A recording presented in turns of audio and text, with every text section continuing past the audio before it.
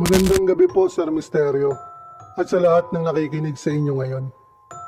Palagi po akong nakasubaybay sa mga kwento nyo dito sa channel nyo, at lagi kong inaabangan ang mga bagong uploads. Kaya naman, naisip ko pong ibahagi ang karanasan ko, dahil hanggang ngayon, ay hindi ko pa rin makakalimutan ang nangyari sa akin. Itago nyo na lang po ako sa pangalang Joshua, 27 anyos. Nakatira po ako dito sa Pasig City. Nangyari po ito, ilang linggo lang ang nakakalipas. Isang umaga, maaga po akong nakarating sa opisina. Siguro po mga bandang 6:50 ng umaga. At dahil nakainom po ako ng gamot para sa rashes noong gabi, sobrang antok na antok pa rin ako, kaya nagdesisyon akong matulog muna sa desk ko. Makalipas ang ilang minuto, ginising ako ng katabi ko, si Ma'am Sel. Sabi niya, mas mabuti raw kung sa kabilang room na lang daw ako matulog dahil mas malamig ang aircon doon at hindi rin ako mapapansin ng iba. Sinunod ko naman po ang payo ni Ma'am Sel. Pagdating ko sa kabilang room, umupo lang ako sa isang office chair at agad ako nakatulog. Dito na nagsimula ang hindi ko malilimutan. Nagising ako dahil sa isang malalim, parang nagagargle na boses. Una kong naisip, baka isa sa mga boss namin ang dumating at nahuli ako natutulog. Pilit akong bumangon, pero doon ko na-realize na may kakaiba. Hindi ko agad magets yung sinasabi niya, pero habang tumatagal, napapansin ko na parang binibigkas niya ang dasal na abagi noong Maria. Pero hindi normal, malalim, mabigat, at parang galing sa isang nilalang na hindi tao. Doon ko napagtanto, nananaginip pala ako. Parang gising na gising ako, pero sa kalagitnaan ng pagkakahimbing sa tulog. Paulit-ulit ang eksena. Gigising ako, maririnig ko yung tinig, tatayo para lumabas ng kwarto, pero bigla na lang ulit akong mapupunta sa parehong upuan. 2 o 3 beses nangyari ito. Pinilit kong gumalaw. Ramdam ko yung katawan kong nanginginig at para bang may bigat na pumipigil. Sinubukan kong sampalin ang sarili ko para magising, pero hindi ko man lang maramdaman ang kamay ko sa mukha ko. Para ako nakakulong sa sarili kong katawan. Sa panaginip, nagsisisigaw na ako. Pilit ko makawala. Hanggang sa bigla na lang akong umubo. Humigop ng hangin, pawis na pawis ako at halos mawalan ng hininga. Tahimik lang akong lumabas ng room at tumupo sa dati kong desk. Hindi ko na sinabi kay Ma'am Sel ang nangyari dahil baka isipin niya guni-guni lang. Pero sa loob-loob ko, ramdam ko pa rin yung boses na parang umaalingaw hanggang sa tenga ko. Sinubukan ko maghanap ng rason, baka dahil sa gamot, kakulangan sa tulog, gutom o dehydration. Pero hindi ko pa rin maiwasang isipin, matanda at luma na ang gusali namin sa Ortigas. At marami nang ang kwentong multo na kumakalat dito noon pa. Hanggang dito na lamang po ang kwento ko, Sir Misterio. Hindi ko alam kung bangungot lang ba talaga yon o may kakaibang nilalang na gustong magparamdam. Ang sigurado lang, ayoko nang maulit pa.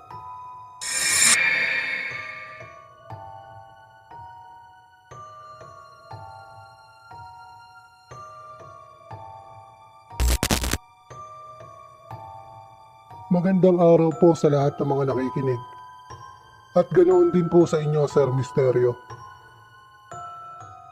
Itago niyo na lang po ako sa pangalang JC, 25 anyos, taga Nueva Ecija. Matagal ko na pong gustong i-share ang kwentong ito dahil hanggang ngayon ay hindi ko pa rin makalimutan ang mga nangyari noong ako'y bata pa. Sana po magustuhan ninyo at maibahagi din dito sa channel nyo. Lumaki po ako sa bukid, malayo sa syudad. Sa sakahan po talaga ako nagkaisip. Pabike-bike lang, patambay-tambay sa bilyaran, at paminsan-minsan po, pa-drawing-drawing. Wala po akong kalaro noon, kasi sa kabilang baryo pa yung pinakamalapit na bahay. Ang meron lang sa tapat namin ay kiskisan ng mga palay. Dahil wala ring madalas sa mga magulang ko, nakakausap ko lang noon ay ang mga magsasaka at matatanda. Hindi ko po alam kung kailan nagsimula. Pero ayon sa kwento ng mama ko, gabi-gabi raw ako nagsasalita habang natutulog. Para bang may kausap akong kalaro. Isang gabi raw, ginunting ko pa yung hotdog na unang ko para daw hatian yung kausap ko.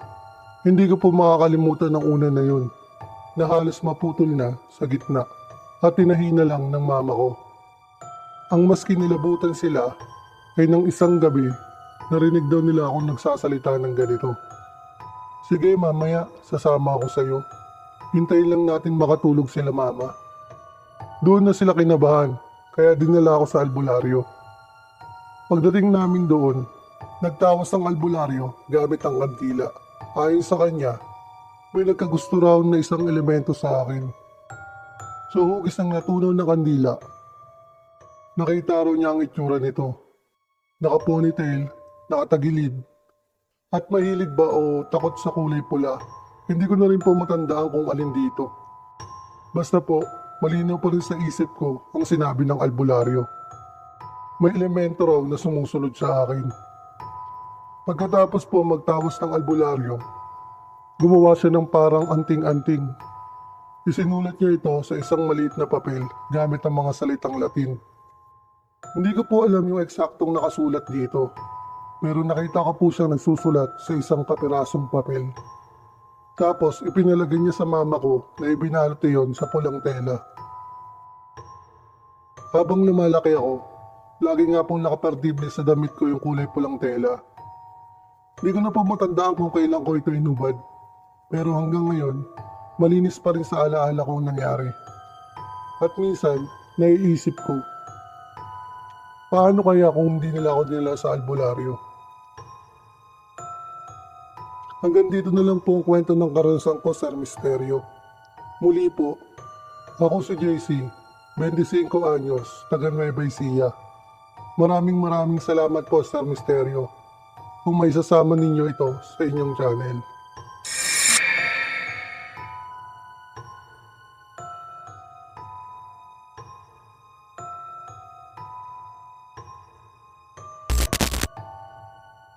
Magandang araw po sa inyo, Sir Misterio, at sa lahat po na nakikinig at sumusubaybay sa channel nyo. Ako po si Kevin, hindi ko po tunay na pangalan. 19 na taong gulang. Nakatira po ako dito sa Quezon City at isang engineering student. Ang ibabahagi ko po ay isang karanasang nangyari sa akin sa loob ng hotel na hindi ko na malilimutan. Panahon iyon na nagsisimula ng bumaba ang unang wave ng COVID. Unti-unti nang nagbubukas sa mga hostel at kailangan ko nang lumipat para makapag-offline classes. Excited ako pero may kasamang kaba. Dahil unang beses ko rin nalalayo sa pamilya. Matapos naming tumingin-tingin ng mga hotel, napili namin ang isang kwarto sa pinakadulo ng second floor. Pinili ko iyon dahil tahimik at akala ko makakapag-aral ako ng walang istorbo. Hindi ko alam na iyon pala ang simula ng bangungot ko. Unang gabi, bandang alauna, hindi ako makatulog. Bigla na lang nagpatugtog ng mag-isa ang laptop ko. At ang mas nakakatindig balahibo, lecture ng physics teacher namin ang lumabas. Kinilabutan ako pero inisip ko na baka naiwan kong bukas ang site. Pinatay ko ulit at pinilit kong matulog. Kinabukasan, sinabi ng warden na narinig daw niya akong nag-aaral buong gabi. Nagulat ako kasi sigurado akong wala akong ginagawa. Inulit pa niya ito kinabukasan at pinagbantaan na kukumpiskahin ng laptop ko. Lalong lumala ang kaba ko dahil alam kong naka-off naman talaga yon. Hanggang isang araw, may nakausap akong senior. Sabi niya, "Bro, matapang ka pala. Doon ka pa talaga natutulog sa kwartong yun?" Nang tanungin ko kung bakit, ayon sa kanya, may estudyanteng nagpakamatay doon at pinahiya raw sa harap ng buong klase ng physics teacher namin. Doon ako kinilabutan ng gusto. Yung lecture kasi nakusa kong naririnig gabi-gabi, boses pala ng parehong guro.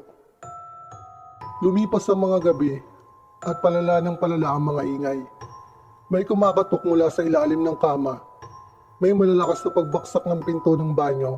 Lagi ako napapagalitan ng warden dahil akala nila ako ang gumagawa. Naisip kong magpatugtog ng mga dasal gabi-gabi. Ilang araw din akong nakatulog ng payapa. Pero nung halos mag-iisang buwan na ako, bigla akong nagising. Wala nang tugtog ng dasal mula sa cellphone ko. At laking gulat ko na makita akong nasa kabilang dulo ng kwarto ang cellphone, kung saan mismo naririnig ko ang malalakas na kalabog. Doon na ako sumuko. Tumakbo ako sa warden at nakiusap akong tawagan ng mga magulang ko. Kinaumagahan, sinundo na ako nila mama at papa at hindi na ako muling bumalik doon. Hanggang ngayon, hindi ko pa rin may kwento sa mga magulang ko ang totoong nangyari. Ang alam lang nila, hindi ko kinaya ang lungkot sa hostel. Pero sa totoo lang, hindi kalungkutan ang naging kalabang ko, kundi isang presensyang tila na nanatili sa kwartong yun.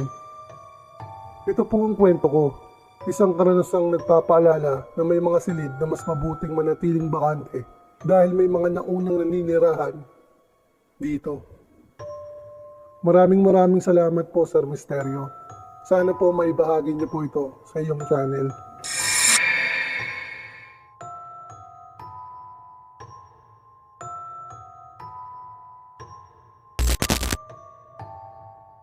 Isang mapagpalang gabi po, Sir Misterio. At ganoon na rin po sa lahat ng mga nakikinig. Ako po si Carlo, hindi ko po tunay na pangalan. 23 anyos, mula sa Malabon City. Itong kwento ko na po na to ay nung ako ay estudyante pa lamang ng HRM. Ang ibabahagi ko po ngayon ay isang karanasan na hindi ko makakalimutan habang ako ay nasa OJT sa isang kilalang hotel dito sa Guadalupe. Madaling araw po yon, bandang alas 5 ng umaga. Tahimik pa ang buong building at ang mga ilaw sa hallway ay medyo madilim. Dahil pag ganoong oras ay hindi pa namin binubuksan lahat ng ilaw sa hallway. Habang naglalakad ako papunta sa admin office, ramdam ko yung lamig ng aircon na parang masyadong malakas. Dumidikit sa balat kahit naka-jacket ako. Pagdating ko sa admin office, kinuha ko ang time card ko. Yung time recorder nasa mismong tabi ng pintuan. Isang lumang makina na may maingay na click tuwing itatapat mo ang card. Naipasok ko yung card. Narinig ko yung mahinang tunog ng papel na gumagalaw sa loob. Pagkabawi ko, ibinalik ko na rin agad sa lagayan. Sakto nun, nagsimula akong makarinig ng tunog ng takong ng sapatos. Una, mahina lang. Parang tunog na nanggagaling sa malayo. Pero habang tumatagal, papalapit ng papalapit. Natural na iisipin ko na isa itong admin staff. Nakakasiguro akong babae dahil sa suot nitong tunog ng takong. Kaya't gumilid ako. Tumayo sa tabi ng pader malapit sa time recorder at naghihintay. Plano kong bumate kapag pumasok na siya. Pero habang palapit ng palapit ang tunog, pakiramdam ko na parang may kakaiba. Ang bawat tunog ng takong ay kumakalabog sa tenga ko. Ang hallway na dating parang normal lang, bigla na lang naging masikip, parang unti-unting kumukulong sa paligid ko. Nang makarating sa mismong tapat ng pinto ang mga yapak, bigla itong tumigil. As in wala ni isang tunog. Ramdam ko pa rin yung presensya niya, pero wala nang naglalakad. Pinakaramdaman ko kung gagalaw ba ang doorknob, pero wala po talaga, Sir Misterio. Lumipas ang ilang segundo, wala pa rin talagang pumapasok. Doon ako nagsimulang kabahan kasi naisip ko, bakit nga ba may admin staff na papasok ng ganito kaaga? Mabilis kong sinilip ang relo ko para makasigurado. At nakita ko po sa relo ko, 5:02 AM pa lang na madaling araw. Dahan-dahan ko pong binuksan ng pinto para silipin. Pagbukas ko, tumambad sa akin ng malapad na hallway na wala ni isa mang tao. Tahimik, walang kahit anong gumagalaw. At doon ko na-realize, mag-isa lang pala ako sa buong floor. Bigla akong kinilabutan. Yung malamig na hangin kanina, biglang naging parang yelo na dumaloy sa likod ko. Hindi na ako nag-aksaya ng oras. Agad akong lumabas at bumaba papunta sa mas maraming tao. Hanggang ngayon, hindi ko alam kung sino o ano yung babaeng nakatakong na iyon. Pero mula noon, kapag madaling araw ang pasok sa hotel, lagi ko may pinagdarasal na huwag ko na muling marinig ang mga yabag na iyon. Ito lang po ang naranasan ko sa hotel na yun, Sir Misterio.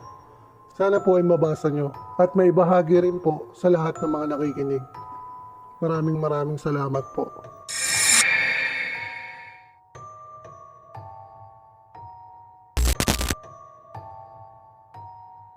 Magandang gabi po, Sir Misterio. At higit lalo na po sa inyong mga nakikinig. Itago niyo na lang po ako sa pangalang Kevin, 29 anyos, taga Quezon City, at nagtatrabaho ngayon bilang ESL teacher. Gusto ko pong ibahagi ang kakaibang karanasan ko 5 taon na ang nakakalipas. Noong nagpunta ako sa China para sa isang study tour, hanggang ngayon, sariwa pa rin sa isip ko ang nangyari. Noong panahong yun, 5 buwan akong tumira sa dormitoryo sa loob ng isang malaking universidad sa China. Halos lahat ng estudyante roon ay nakadorm. At sa sobrang lawak ng campus, parang isang maliit na syudad sa loob ng paaralan. Isang Huwebes ng gabi, nanaginip ako. Sa panaginip ko, may kumakatok sa pinto ng kwarto ko. Pagbukas ko, nakita ko ang kaibigan ko. Nakayuko siya at nakaturo sa likod ko. Nang lumingon ako, bigla akong nasilayan ng isang white lady na dumaan.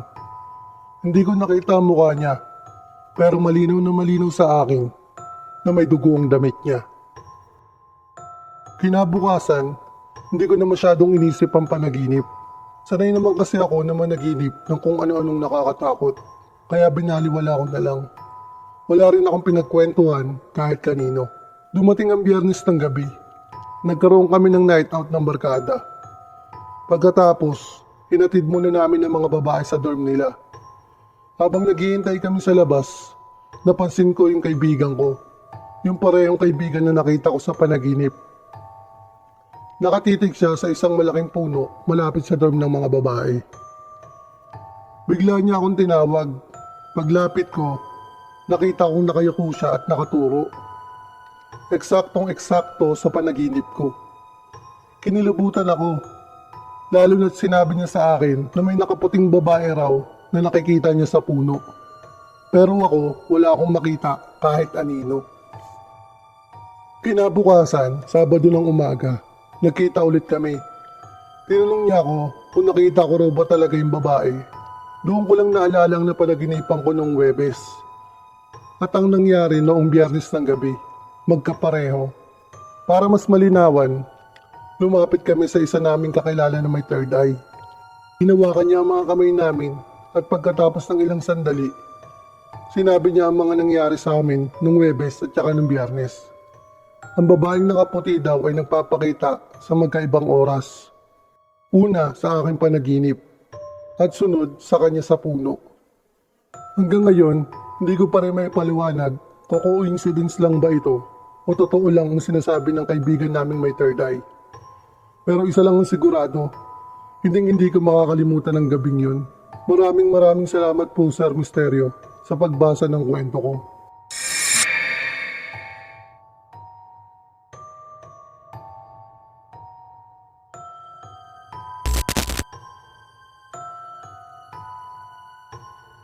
Magandang gabi po Sir Misterio at sa lahat po ng mga masugid na nakikinig sa channel na ito.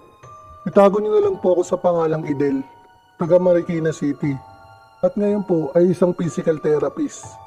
Nais ko lang pong ibahagi ang isang kwento noong panahong pansamantala ako nag-aaral sa isang doctor's college. Hindi ko na po babanggitin ang mismong doctor's college na ito. Noong estudyante pa ako roon, wala naman masyadong kakaibang naranasan sa mismong campus. Wala rin akong maalalang mga bagay na nakakatakot sa mga laboratory tulad ng mga sinasabi nilang mga pitos sa lagayan. Ngunit isang kwento ang paulit-ulit kong naririnig noon. Sabi ng mga estudyante, pati na rin ng mga staff, meron daw isang dating baseball coach ng eskwelahan na pumanaw na at kahit matagal na siyang wala, madalas pa rin siyang makita sa elevator ng school. Sinasabi nilang kapag galing ka sa gymnasium sa gabi at sumakay ka ng elevator, may posibilidad daw na makasama mo ang kanyang kaluluwa. Hindi daw ito panakot, parang simpleng naglalagi lang siya roon, nakamasid, tahimik, pero ang presensya raw niya ay ramdam na ramdam. Kung may nakakarinig po na taga Marikina, sigurado pong alam nila ang kwento na ito. Wala akong sariling karanasan sa elevator na yon, pero ikinuwento sa amin ng coach namin ang personal niyang engkwentro. Isang gabi raw matapos ang ensayo, tumakay siya sa elevator mag-isa. Tahimik lang ang paligid, pero sa gilid ng kanyang mata, may naaninag siyang nakatayo. Nakasuot ng pamilyar na uniform. Ang dating coach daw ng paaralan. Saglit lang silang nagkasama at nang dumating na sa ground floor, nawala na raw ito. Maaaring kwento-kwento lang ito na ipinamana ng mga estudyante sa bawat batch. Pero kung totoo man, Nakakatindig balahibo na isipin na hanggang ngayon, hindi pa rin nakakaalis ang kaluluwa ng coach sa lugar na kanyang pinagtatrabahuan at minahal. Hanggang dito na lang po, Sir Misterio. More powers po sa channel nyo. At sana po, may bahagi nyo po ito sa mga listener nyo.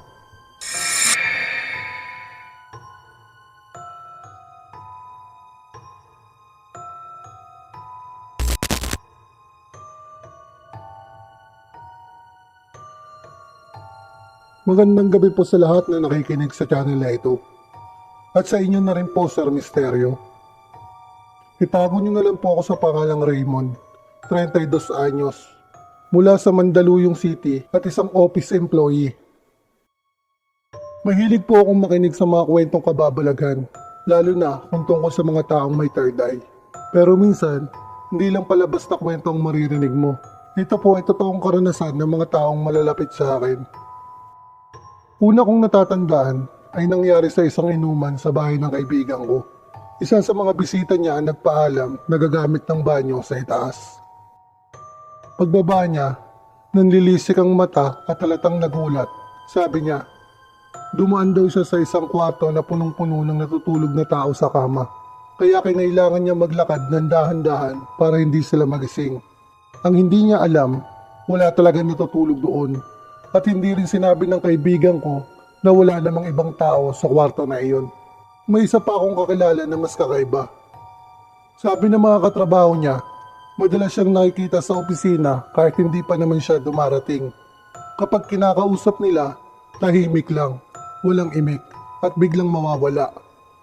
Ang mas nakakapagtaka, iba ang ugali ng nakikita nila sa totoong siya. Dahil sa totoong buhay, malabiro at madaldal ang kaibigan ko. May third eye rin ng kaibigan kong ito, pero kakaiba ang kanyang abilidad. Isa lang ang palaging nakikita niya. Ang kaluluwa mismo lang namatay sa opisina namin. Minsan, nakatayo sa malayo, minsan naman ay nasa gilid ng kanyang paningin, pero kadalasan, hindi raw ito lumalapit. Madalas niya raw itong makita roon. At may isa pang kwento na tumatak sa amin. Isang empleyado ang nakita ng marami sa Bandiklak area. Nagmamadaling mag-time in. Pero ang hindi alam ng lahat, nung oras na iyon, binawian na pala siya ng buhay. Inatake siya sa jeep habang nasa Guadalupe, malayo pa sa opisina. Hanggang ngayon, hindi ko alam kung bakit may mga taong nakakakita ng ganito. Habang ang iba naman ay nabubuhay ng walang kamalay-malay. Pero kung may natutunan ako sa kwentong ito, hindi lahat ng nakakasama natin sa opisina ay may buhay katulad natin. Hanggang dito na lang po ang kwento ko, Sir Misterio. Maraming salamat po sa pagbabasa ng istorya ko. Sana po, may picture niyo po ito sa susunod na content. God bless po sa inyong lahat.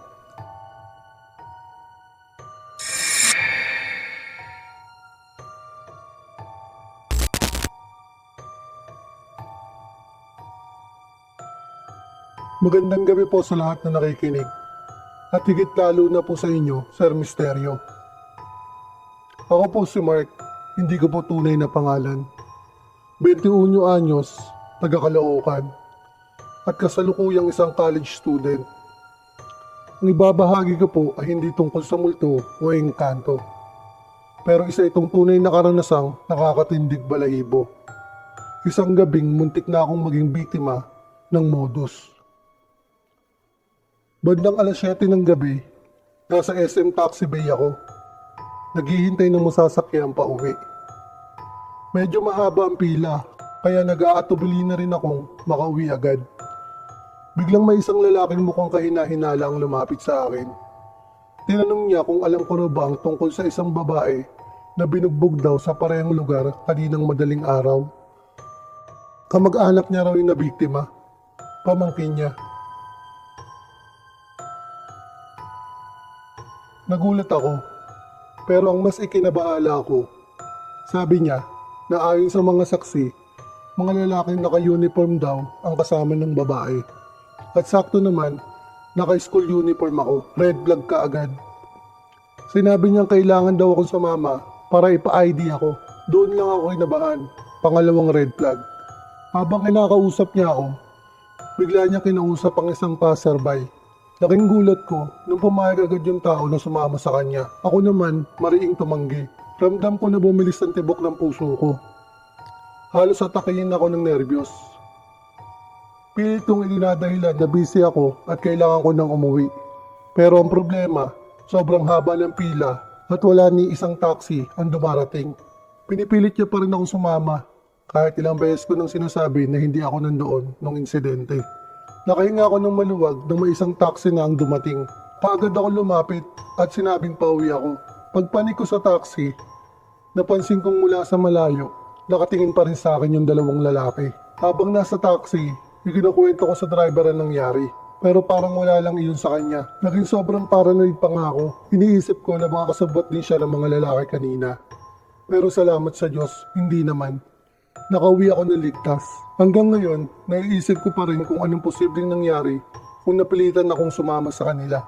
Isa lang ang natutunan ko, lagi dapat maging mapagmatsyag at huwag basta-basta magtiwala, lalo na kapag gabi at mag-isa ka. Hanggang dito na lang po ang kwento ko, Sir Misterio. Hindi man ito nakakatakot tulad ng kwento ng mga multo, aswang at mga engkanto. Isa pa rin ito sa mga nangyari sa akin na hindi ko makakalimutan.